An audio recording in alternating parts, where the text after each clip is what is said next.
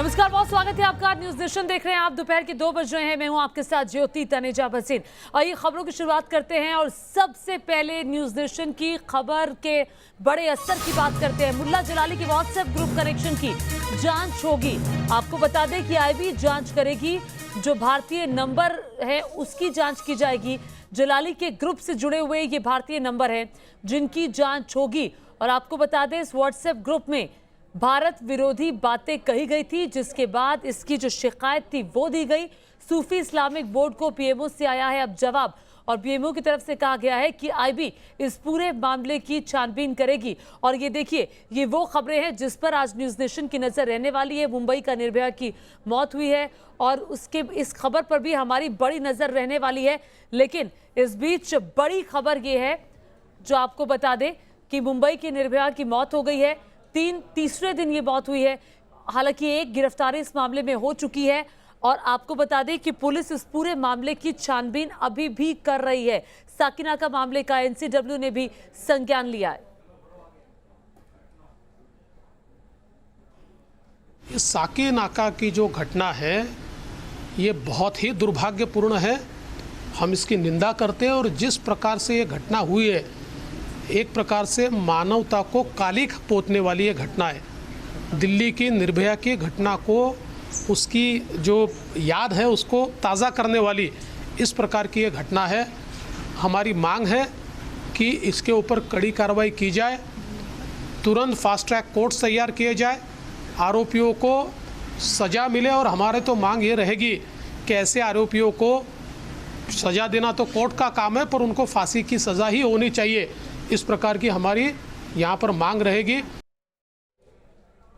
देखिए, पूरे महाराष्ट्र ही नहीं बल्कि पूरे देश को इस घटना ने हिला कर रख दिया।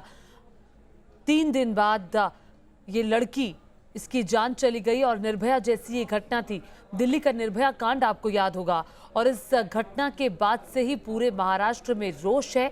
एक आरोपी को गिरफ्तार कर लिया गया है। एनसीडब्ल्यू अध्यक्ष ने भी इस पूरे मामले का स्वतः संज्ञान लिया है। उधर देवेंद्र फडणवीस को भी आप सुन रहे थे, महाराष्ट्र के पूर्व मुख्यमंत्री हैं। उनका कहना है कि इस बात को की ताकीद की जानी चाहिए कि जो आरोपी हैं उन्हें फांसी के फंदे तक पहुंचाया जाए। मुंबई से विकास न्यूज नेशन संवाददाता और जानकारी के साथ जुड़ गए हैं। विकास, ये वो घटना है जिसने पूरे देश को हिलाकर रख दिया। अब आखिरकार जो पीड़िता है उनकी जान चली गई है। ये पूरा देश आज शर्मसार है। बिल्कुल ज्योति, देखिए जो हैवानियत, जो दरिंदगी हमने इस मामले के सीसीटीवी में देखी, निश्चित तौर पर इससे कई लोगों के जहन में अंदर तक घृणा भर गई है। लोग झकझोर दिए गए हैं। लेकिन सबसे पहले इस मामले में मैं एक ताज़ा अपडेट दे दूं कि अब से 1 घंटे बाद 3 बजे मुंबई के पुलिस कमिश्नर हेमंत नागराले इस सिलसिले में खुद एक प्रेस कॉन्फ्रेंस ले रहे हैं। मुमकिन है कि वो इस मामले में कोई नया बड़ा खुलासा करें, क्योंकि संशय अभी भी इस बात को लेकर बना हुआ है कि इस पूरे कृत्य में 1 से ज़्यादा लोग शामिल थे। हालांकि एक व्यक्ति की गिरफ्तारी हो गई है, उसकी शिनाख्त कर ली गई थी। पहले तो पूरी तरीके से एक ब्लाइंड केस था मुंबई पुलिस के लिए, क्योंकि जब रात के 3:30 बजे शिकायत आती है कि एक महिला लहूलुहान स्थिति में सड़क पर पड़ी है, फुटपाथ पर पड़ी है, तो उसको उस स्थिति तक किसने लाया, ये खोजना पुलिस के लिए एक बहुत बड़ी चुनौती थी।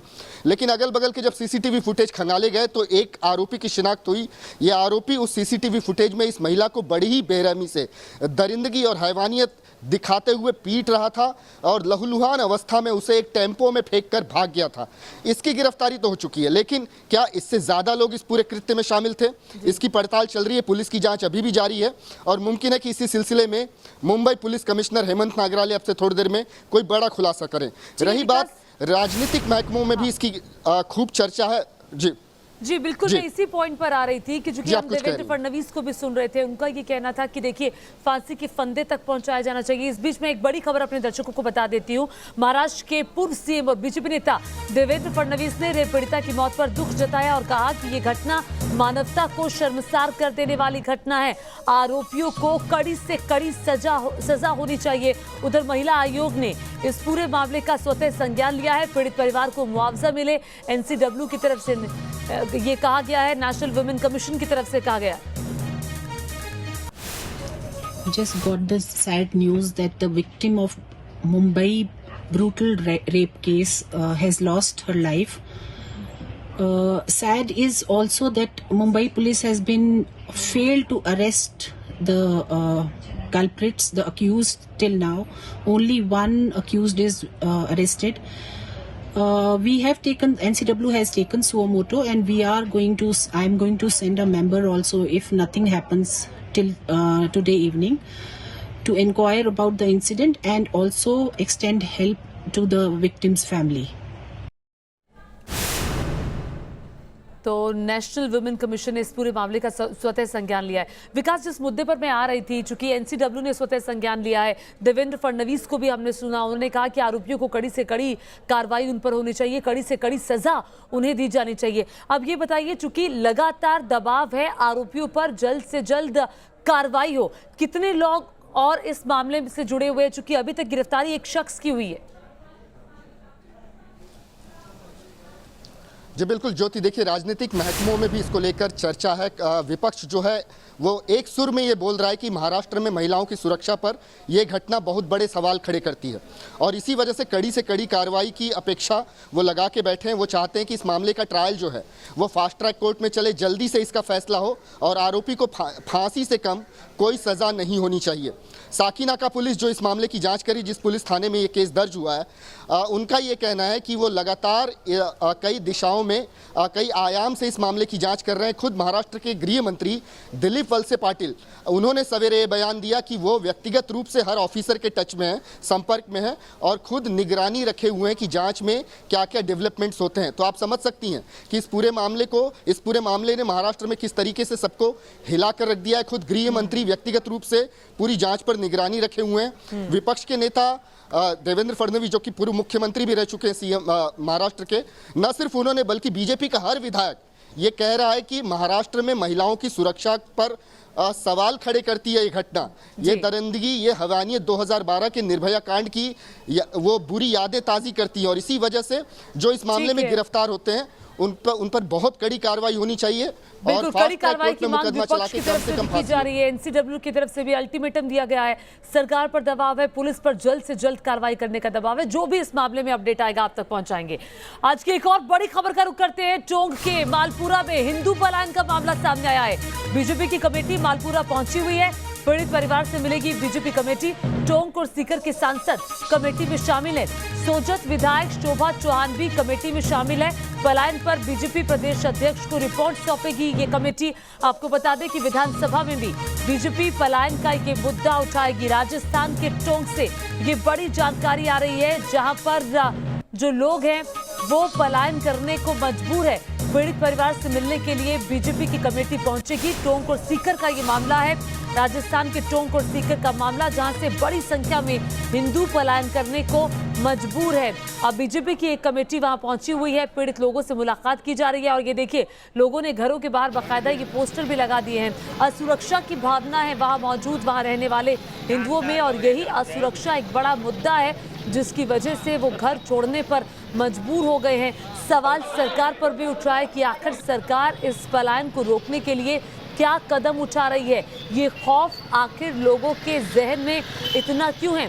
लाल सिंह फौजदार न्यूज़ नेशन संवाददाता और जानकारी के साथ जुड़ गए हैं। लाल सिंह, जरा ये पूरा मामला समझाएं। लोगों में इतनी दहशत, इतना खौफ, इतना डर क्यों है? क्यों आखिर लोग पलायन करने को मजबूर हो गए हैं? देखिए, बिल्कुल, क्या आज़ाद भारत में आपने कभी इस तरह के पोस्टर एक नहीं, दो नहीं, तीन नहीं, सैकड़ों घरों पर चश्मा देखे हैं जिसमें वो साफ कह रहे हैं कि हम पलायन को मजबूर हैं, हमें सरकार सुरक्षा दे दो। आज़ाद हिंदुस्तान में अगर कभी भी किसी मीडिया चैनल ने ऐसी विजुअल दिखाए हों, ऐसे पोस्टर दिखाए हों, तो सवाल खड़ा होना लाजमी है। और एक नहीं, 300 परिवारों के लोग साफ साफ कह रहे हैं हमें सुरक्षा दे दो साहब, हमारी बहन बेटियों की अस्मत खतरे में है, हमारी ज़मीनें खतरे में है। और ये तस्वीर जब हिंदुस्तान को पहली बार न्यूज़ नेशन ने दिखाई तो आज भी वो कुछ चेहरे बैठे हुए हैं जिनसे सबसे पहले मैंने बातें की थी। आपसे मेरी बात हुई थी उस समय, आपने पूरे देश को बताया क्या हालात है। इनसे मेरी बात हुई थी, आपने पूरा बताया किस तरह के हालात से गुजर रहा है। वर्तमान में पूरे के पूरे मालपुरा में आधे से ज़्यादा हिंदू समाज के लोग भयभीत हैं, अपने आप को प्रताड़ित महसूस करने के साथ साथ यहाँ से पलायन करने की योजना बना रहे हैं। बिल्कुल, ये जो तस्वीर थी मैंने आपको दिखाई थी, लेकिन अब मैं उन चेहरों को दिखा देता हूँ जो भारतीय जनता पार्टी ने जिनको टोंक के मालपुरा में भेजा है। सुमेधानंद सरस्वती हैं, शोभा चौहान हैं, विधायक सीकर से सांसद हैं, आप सुखबीर जौनपुरिया हैं, इनके साथ ही जिलाध्यक्ष हैं, तमाम बनवारीलाल सिंगल हैं, ये तमाम जो चेहरे आए हैं आज यहाँ पर।